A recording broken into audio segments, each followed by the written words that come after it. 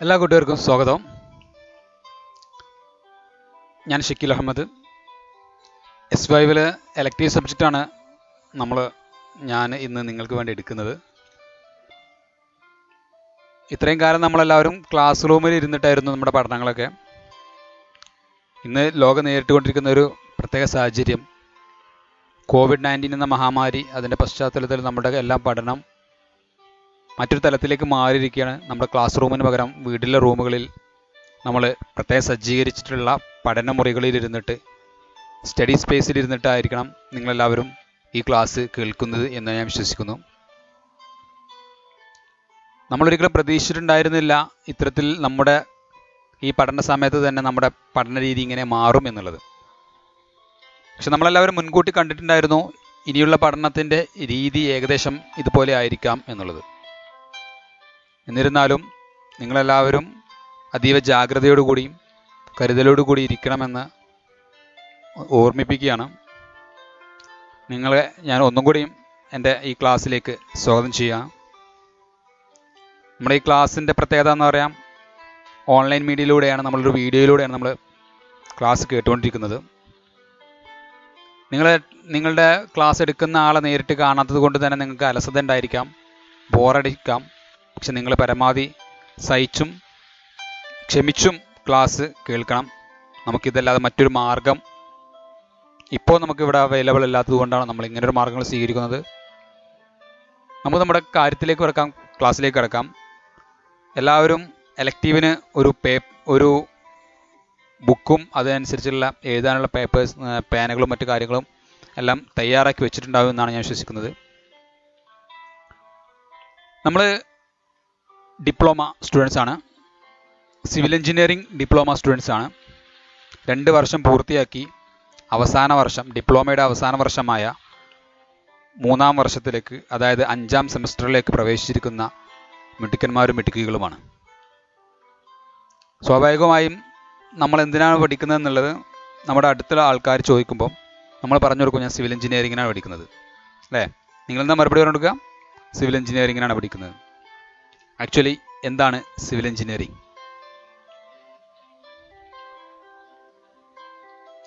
Civil engineering എന്ന് പറഞ്ഞാൽ നമ്മൾ ഒരുപാട് ഉദാഹരണങ്ങൾ നമുക്ക് കാണിച്ചു കൊടുക്കാൻ കഴിയില്ലേ? സിവിൽ എഞ്ചിനീയറിംഗ് എന്താണെന്ന് ചോദിച്ചു കഴിഞ്ഞാൽ ഒരുപാട് ഉദാഹരണങ്ങൾ കാണിച്ചു കൊടുക്കാൻ കഴിയും. ഈ ഭൂമിയിൽ ഇന്നുണ്ടായിട്ടുള്ള ഫിസിക്കലായിട്ടുള്ള ഒരുപാട് ഡെവലപ്മെൻറ്റ്, അതിൽ മേജർ പാർട്ടും സിവിൽ എഞ്ചിനീയേഴ്സിൻ്റെ സംഭാവനയാണ്. ഈ ഒരു ബിൽഡിംഗ് നമ്മൾ സിവിൽ എഞ്ചിനീയേഴ്സിൻ്റെ അഭിമാന സ്തംഭമായിട്ട് അങ്ങനെ നിലനിൽക്കുകയാണ്. ബിൽഡിംഗ് ഏതാണ്? ബുർജ് ഖലീഫ, അല്ലേ? ദുബൈയിൽ ഉള്ള ബുർജ് ഖലീഫയാണ്. ലോകത്ത് തന്നെ ഏറ്റവും ടോളസ്റ്റ് ആയിട്ടുള്ള ബിൽഡിംഗ് ആണ്. ഇതിൻ്റെ സ്റ്റാൻഡിംഗ് ഹൈറ്റ് എന്ന് പറഞ്ഞാൽ 829.8 മീറ്റേഴ്സാണ്. അതായത് ഒരു മനുഷ്യൻ നിർമ്മിച്ചിട്ടുള്ള ഏറ്റവും ഉയരം കൂടിയിട്ടുള്ള ഒരു നിർമ്മിതി. ഇത് സിവിൽ എഞ്ചിനീയേഴ്സിൻ്റെ മിടുക്കായിട്ട് നമുക്ക് എണ്ണിപ്പറയാവുന്ന ഒരു കാര്യമാണ്. ഇത് നമ്മൾ അഭിമാനിക്കുകയും ചെയ്യുന്നു. ഈ ഒരു ചിത്രം നിങ്ങൾ കണ്ടിട്ടുണ്ടാകും. ഇതേതാണ്? മിക്കവാറും വാൾപേപ്പറുകളിലൊക്കെ നമ്മൾ കണ്ടിട്ടുള്ള സംഭവമാണ്, ചിത്രമാണിത്. ഇതാണ് ഗോൾഡൻ ഗേറ്റ് ബ്രിഡ്ജ്. ലോകത്തെ തന്നെ ഏറ്റവും ബ്യൂട്ടിഫുൾ ആയിട്ടുള്ള ബ്രിഡ്ജുകളിലൊന്നാണ് ഈ ഗോൾഡൻ ഗേറ്റ് ബ്രിഡ്ജ് എന്ന് പറഞ്ഞാൽ. ഏകദേശം $27 മില്യൺ ചെലവഴിച്ച് പണി കഴിപ്പിച്ച ഒരു പാലമാണിത്. ഇത് സാൻ ഫ്രാൻസിസ്കോയെയും മാരിൻ കോണ്ടിയെയും കണക്ട് ചെയ്യുന്ന ഒരു പാലമാണ്. ഈ ഒരു പാലത്തിൻ്റെ പേരിലും നമ്മൾ സിവിൽ എഞ്ചിനീയേഴ്സിന് അഭിമാനിക്കാവുന്നതാണ്. ഈ ഒരു ബിൽഡിംഗ്, ഈ ഒരു കൺസ്ട്രക്ഷൻ, അല്ലെങ്കിൽ ഈ ഒരു സ്തൂപം, ഈ ഒരു നിർമ്മിതി നിങ്ങളെല്ലാവരും ചിത്രങ്ങളിലെങ്കിലും കണ്ടിട്ടുണ്ടാവും. ഇത് എവിടെയാണുള്ളത്? നമ്മുടെ സ്വന്തം ഡൽഹിയിൽ, നമ്മുടെ രാജ്യത്തിൻ്റെ തലസ്ഥാനമായ ഡൽഹിയിലുള്ള ലോട്ടസ് ടെമ്പിളാണിത്. 1986 പണി പൂർത്തിയായിട്ടുള്ള, കംപ്ലീഷൻ ചെയ്തിട്ടുള്ള ഒരു ബിൽഡിംഗ് ആണ് ലോട്ടസ് ടെമ്പിൾ. നമുക്കൊന്നും അഭിമാനിക്കാം നമ്മുടെ സിവിൽ എഞ്ചിനീയറിങ്ങിൻ്റെ വൈദഗ്ധ്യം, ആർക്കിടെക്ചറലിൻ്റെ വൈദഗ്ധ്യം ഇതിൽ ഉണ്ട് എന്നുള്ളതിൽ. ഏകദേശം 10,000-ഓളം ആളുകൾ ദിവസവും ഇവിടെ സന്ദർശിച്ചു പോവാറുണ്ട്. ഇത് 27ഓളം ഇതളുകളുള്ള ഒരു താമരയുടെ രൂപത്തിലാണ് ഈ ലോട്ടസ് ടെമ്പിൾ നിലകൊള്ളുന്നത്. ഇതിൻ്റെ ഹാളിൻ്റെ സെൻട്രൽ ഹൈറ്റ് എന്ന് പറഞ്ഞാൽ, സെൻട്രൽ ഹാളിൻ്റെ ഹൈറ്റ് എന്ന് പറഞ്ഞാൽ 40 മീറ്ററാണ്. 2500ഓളം ആൾക്കാരെ അറ്റ് എ ടൈമിൽ ഇതിൽ ഉൾക്കൊള്ളാൻ കഴിയും എന്നുള്ളതാണ് ഈ ഒരു ലോട്ടസ് ടെമ്പിളിൻ്റെ പ്രത്യേകത. ഒരു പ്രത്യേകതയാണ്. മറ്റുള്ള ഏറ്റവും വലിയ പ്രത്യേകത എന്ന് പറഞ്ഞാൽ ഈ ലോട്ടസ് ടെമ്പിളിൻ്റെ ആകൃതി തന്നെയാണ്. താമര പൂ പോലെ ഉള്ള ഒരു ആകൃതി. നമുക്ക് ഇന്നും അഭിമാനിക്കാവുന്ന ഒരു സംഭവം തന്നെയാണ്. അഭിമാനിക്കാവുന്ന സംഭവമാണ് താജ്മഹൽ, അല്ലേ? പ്രണയത്തിൻ്റെ സ്മാരകമായിട്ട് ലോകം പാടി കൊണ്ട് നടക്കുന്ന താജ്മഹൽ ലോകമഹാത്ഭുതങ്ങളിൽ ഇന്നും നിലകൊള്ളുന്ന ഒരു മഹത്തായ സൃഷ്ടി. തൂവെള്ള മാർബിളുകൾ കൊണ്ട് നിർമ്മിച്ചിട്ടുള്ള ഒരു അപൂർവ കലാ സൃഷ്ടി, ഒരു കൺസ്ട്രക്ഷൻ. ഇത് നമ്മൾ സിവിൽ എഞ്ചിനീയേഴ്സിൻ്റെ അഭിമാനമായിട്ട് നമ്മൾ കാണുന്ന, അല്ലെങ്കിൽ നമുക്കും അഭിമാനിക്കാവുന്ന ഒരു നിർമ്മിതി തന്നെയാണ് താജ്മഹൽ. ലോക മഹാത്ഭുതങ്ങളിൽ പെട്ടിട്ടുണ്ടെങ്കിൽ അത് അഭിമാനിക്കല്ലാതെ നമുക്ക് മറ്റെന്താണ് ചെയ്യാനാവുക?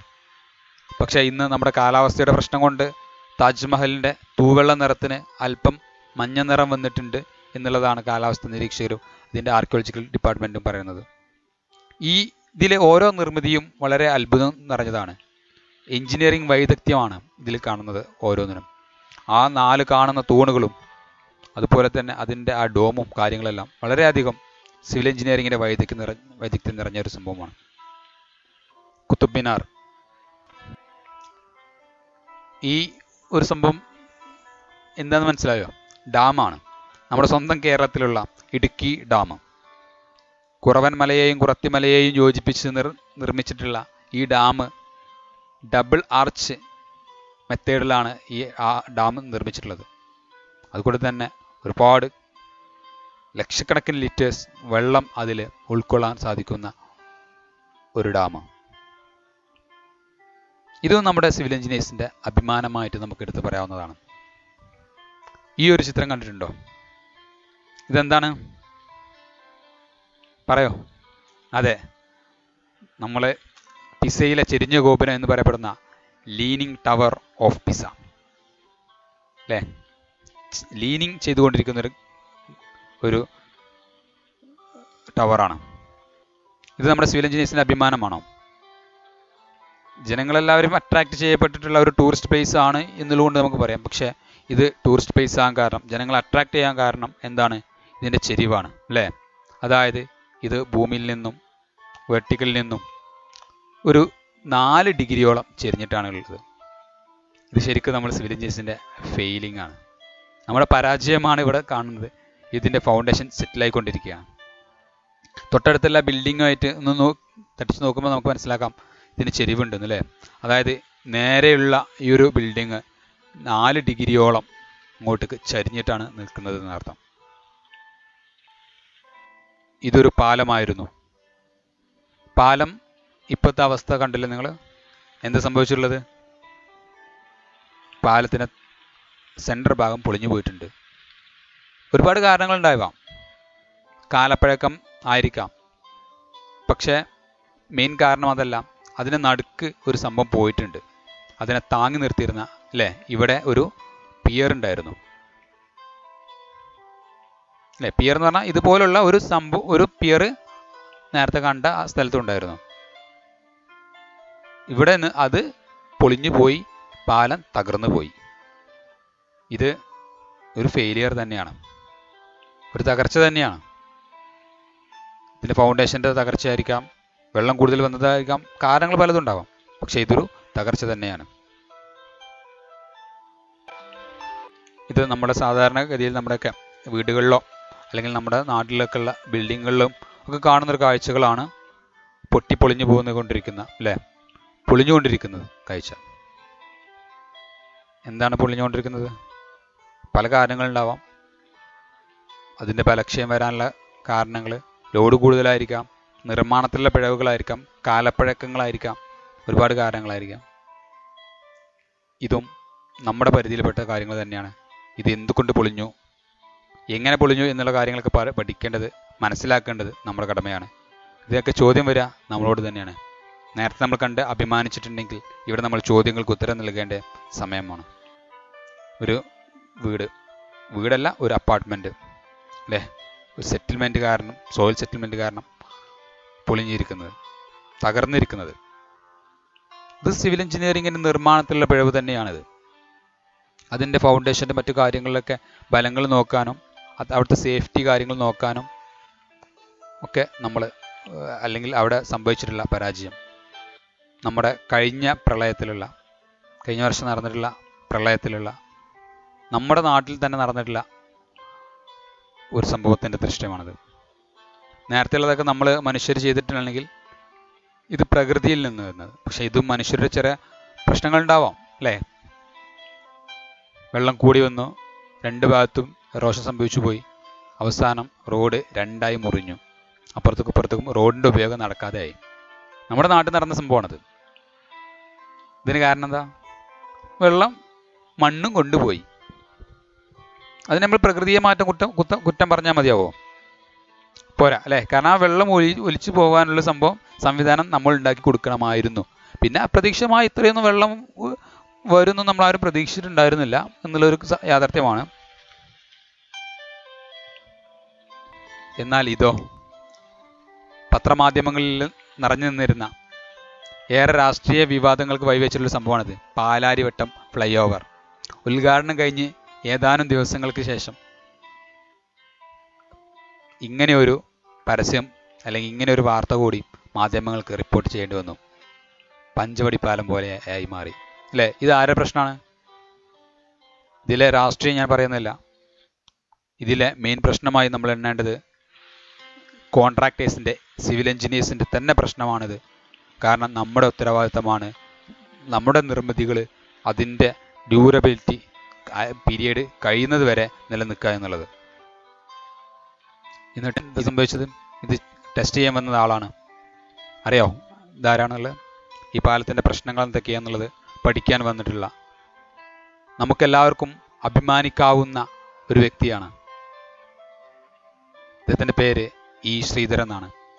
നമ്മളെ മലപ്പുറംകാർക്ക് ഏറെ അഭിമാനിക്കാം. കാരണം ഇദ്ദേഹം ഒരു മലപ്പുറംകാരനാണ്. നമ്മളെല്ലാവർക്കും ബഹുമാനത്തോടു കൂടെ മെട്രോമാൻ എന്ന് വിളിക്കുന്ന ഇ. ശ്രീധരൻ സാറ് നമ്മൾ സിവിൽ എഞ്ചിനീയേഴ്സിൻ്റെ എല്ലാവരുടെയും അഭിമാനമാണ്. നമ്മുടെ സിവിൽ എഞ്ചിനീയേഴ്സിൻ്റെ ഇപ്പോൾ ജീവിച്ചിരിക്കുന്ന റോൾ മോഡൽ എന്ന് വേണമെങ്കിൽ നമുക്ക് പറയാം. ഇന്ത്യ ഒട്ടുക്കും അറിയപ്പെടുന്ന മെട്രോമാൻ എന്ന് നമ്മൾ സ്നേഹപൂർവ്വം വിളിക്കുന്ന ഇ. ശ്രീധരൻ സാർ, ഇദ്ദേഹത്തെ പോലെ നല്ലൊരു എഞ്ചിനീയർ ആവട്ടെ എന്ന് ആശംസിക്കുന്നു. അടുത്ത പാട്ടിൽ നമ്മൾ ഈ ഒരു ക്ലാസ് കണ്ടിന്യൂ ചെയ്യുന്നതാണ്. എല്ലാവർക്കും താങ്ക് യു.